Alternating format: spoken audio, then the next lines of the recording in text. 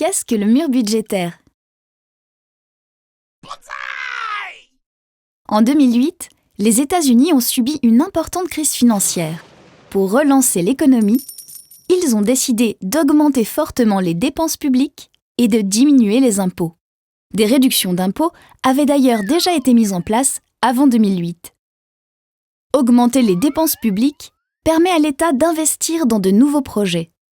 Les entreprises augmentent alors leur production pour répondre à cette demande. Elles augmentent ainsi leur chiffre d'affaires et peuvent embaucher de nouveaux salariés ou augmenter les salaires. Ainsi, les ménages bénéficient de revenus plus importants pour consommer. Ils contribuent donc eux-mêmes à la croissance des entreprises. Ce cercle vertueux est renforcé par la baisse des impôts qui augmente encore le pouvoir d'achat des ménages.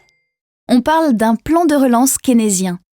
La réduction des taxes sur les revenus peut également motiver les ménages à travailler plus et inciter les entreprises à embaucher.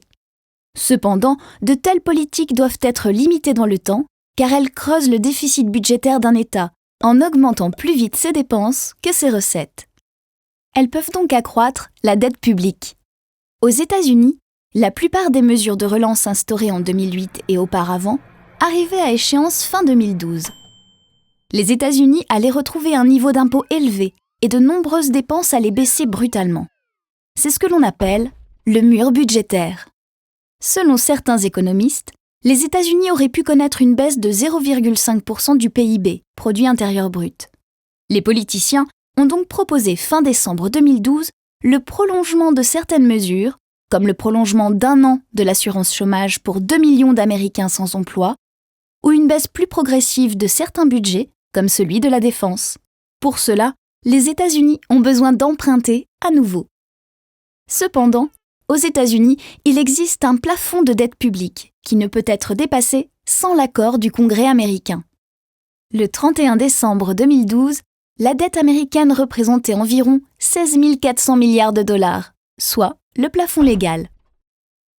Fin janvier 2013, le Congrès américain a donc voté une suspension temporaire du plafond jusqu'au 18 mai 2013. D'ici là, le Congrès devra fixer un nouveau plafond qui déterminera la marge de manœuvre dont disposeront les États-Unis pour établir leur prochain budget. Ces négociations politiques sont très suivies sur les marchés financiers puisqu'elles affectent la capacité de remboursement des États-Unis ainsi que leur croissance économique, déterminante pour la croissance économique mondiale.